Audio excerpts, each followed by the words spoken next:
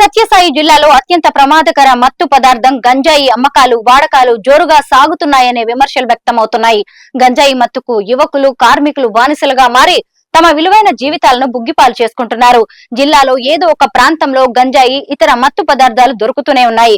కానీ పూర్తి స్థాయిలో నివారణ చర్యల్లో పోలీస్ యంత్రాంగం విఫలమైందనే విమర్శలు తప్పడం లేదు. అసలు గంజాయి ఎక్కడి నుంచి వస్తోంది, ఎవరు అమ్ముతున్నారు, ఏంటి అనే విషయాలపై పోలీసులు నిఘా విఫలమైందనే ఇది కేవలం ఆరోపణ మాత్రమే కాదు.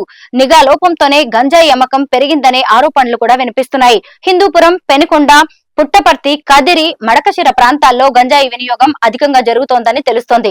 ముఖ్యంగా హిందూపురం, పెనుకొండ పారిశ్రామికంగా అభివృద్ధి చెందుతున్న ప్రాంతాలు కావడంతో కార్మికులు అధిక సంఖ్యలో ఈ ప్రాంతంలో పనిచేస్తున్నారు. ఇందులో అత్యధిక మంది వలస కార్మికులు. ముఖ్యంగా ఒరిస్సా, బీహార్, ఛత్తీస్గఢ్, రాజస్థాన్, యూపీ తదితర రాష్ట్రాల నుంచి వేలాది మంది కార్మికులు శ్రీ సత్యసాయి జిల్లాలో అటు పారిశ్రామిక రంగంలోనూ ఇటు నిర్మాణ రంగంలోనూ అత్యధికంగా పనిచేస్తున్నారు. వీరంతా శ్రమజీవులు కావడంతో తరచూ గంజాయి లేదా ఇతర మత్తు పదార్థాలకు బానిసలవుతున్నారని తెలుస్తోంది. మత్తుకు బానిసలుగా మారిన యువకులు పలు అఘాయిత్యాలకు పాల్పడిన ఘటనలు అనేకం ఉన్నాయి. హిందూపురం రూరల్ పరిధిలోని గొల్లపురానికి చెందిన కొంతమంది యువకులు గంజాయి మత్తులో ఉండి సతీష్ అనే యువకుడిని విచక్షణారహితంగా కొట్టారు. బాధితుడు బెంగళూరు ఆసుపత్రిలో చికిత్స పొందుతూ మృతి చెందిన విషయం తెలిసిందే. ఇదే హిందూపురం పట్టణంలో లేపాక్షికి చెందిన ఒక యువకుడిని అర్ధరాత్రి సమయంలో కొందరు వ్యక్తులు గంజాయి మత్తులోనే చితకబాది అతని వద్ద ఉన్న కొంత నగదు తీసుకున్నారు. ఈ విషయంపై పోలీసులు కేసు సైతం నమోదు చేశారు. గత ఏడాది జైల్లో రవాణా అవుతున్న గంజాయిని స్థానిక రైల్వే పోలీసులు స్వాధీనం చేసుకోగా అందులో హిందూపురం పట్టణానికి చెందిన యువకుడి పాత్ర ఉందని పోలీసులు అరెస్ట్ చేశారు. ఇలా జిల్లాలోని అనేక ప్రాంతాల్లో గంజాయి బానిసలు తమ వద్ద డబ్బులు లేనప్పుడు ద్విచక్ర వాహనాలపై వెళ్లే వారి మీద, ఒంటరిగా ఉన్న వారి మీద దాడులకు కూడా పాల్పడుతున్నారు. ప్రముఖ వ్యాపార పారిశ్రామిక కేంద్రం హిందూపురం, పెనుకొండ ప్రాంతాల్లో గంజాయి వాడకం అధికంగా ఉందని తెలుస్తోంది. పట్టణాల్లోని యువత, గ్రామీణ వాసులు, పారిశ్రామిక వాడ కార్మికులు గంజాయి వ్యసనంలో కూరుకుపోతున్నారు. గత పాలకులు గంజాయి అరకట్టే విషయంలో తగిన శ్రద్ధ చూపించకపోవడంతో విచ్చలవిడిగా గంజాయి అమ్మకాలు వాడకం జరిగిందనే విమర్శలు ఉన్నాయి.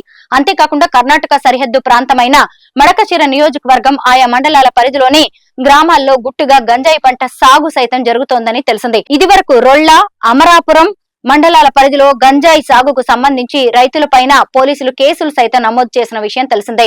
గంజాయి రవాణా జిల్లాలో యథేచ్ఛగా సాగుతున్నట్టు సమాచారం.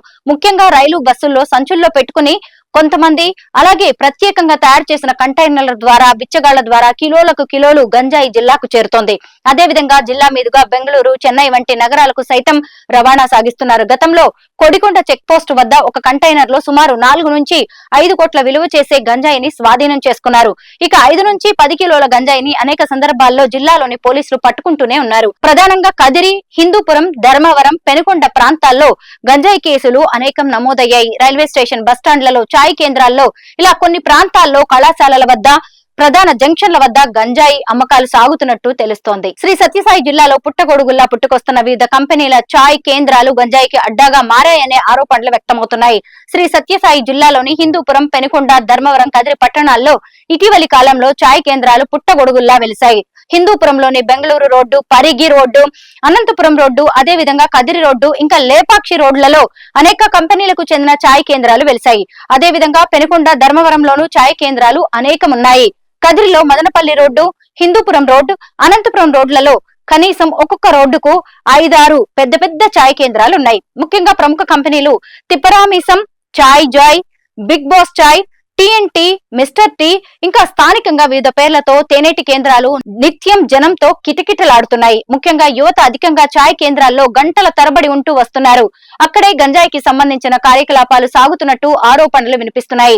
రాష్ట్ర వ్యాప్తంగా గంజాయి సమస్యను దృష్టిలో పెట్టుకుని నూతనంగా రాష్ట్ర డీజీపీగా పదవి బాధ్యతలు చేపట్టిన ద్వారకా తిరుమల్ రావు గంజాయి నివారణపై ప్రత్యేక దృష్టి పెట్టారు. ఇందులో భాగంగా ఇటీవలే తిరుపతిలో రాష్ట్ర స్థాయిలో ఎస్పీల సమావేశం నిర్వహించారు. గంజాయిపై ప్రత్యేకంగా చర్చించారు. గంజాయిని అరికట్టడం కోసం ప్రత్యేకంగా టాస్క్ ఫోర్స్ బృందాలను ఏర్పాటు చేసి 100 రోజుల పాటు ఇదే సమస్యపై నిఘా పెట్టి పూర్తి స్థాయిలో చర్యలు తీసుకుని గంజాయిని నివారించేందుకు కృషి చేసినట్టు తెలిపారు. ఇందుకు అవసరమైన ఏర్పాట్లను తక్షణం చేపట్టి వెంటనే రంగంలోకి దిగి గంజాయి నివారణకు పూర్తి స్థాయిలో చర్యలు తీసుకోవడం జరగాలని డీజీపీ ఆయా జిల్లా ఎస్పీలను ఆదేశించారు. ఇందులో భాగంగా ఆ దిశగా జిల్లా పోలీస్ యంత్రాంగం పూర్తి స్థాయిలో పనిచేసేందుకు సిద్ధమైనట్టు సమాచారం. ఇప్పటికే జిల్లాకు నూతన ఎస్పీగా రత్నాను నియమించారు. ఇక్కడ ఉన్న ఎస్పీ మాధవరెడ్డిని మన్యం జిల్లా పార్వతీపురానికి బదిలీ చేశారు. నూతన ఎస్పీ వి రత్న పదవీ బాధ్యతలు చేపట్టారు. పోలీస్ వ్యవస్థపై నమ్మకం పెంచేందుకు కృషి చేస్తానని ఆమె చెప్పారు. మరి నూతన ఎస్పీ వి రత్న ఆధ్వర్యంలో జిల్లాలో గంజాయి నివారణకు 100 రోజుల టార్గెట్ లో గంజాయి విక్రయదారులను గుర్తిస్తారా, పెడ్లర్లను పట్టుకుంటారా, ఇందుకు ఎలాంటి చర్యలు తీసుకుంటారనేది ప్రశ్నార్థకంగా మారింది. ఏది ఏమైనా 100 రోజుల్లో గంజాయి మాఫియా భరతం పడితే మామూలు విశేషం కాదు. పోలీస్ చరిత్రలోనే సరికొత్త అధ్యాయం కాగలదంటే అతిశయోక్తి కానే కాదు.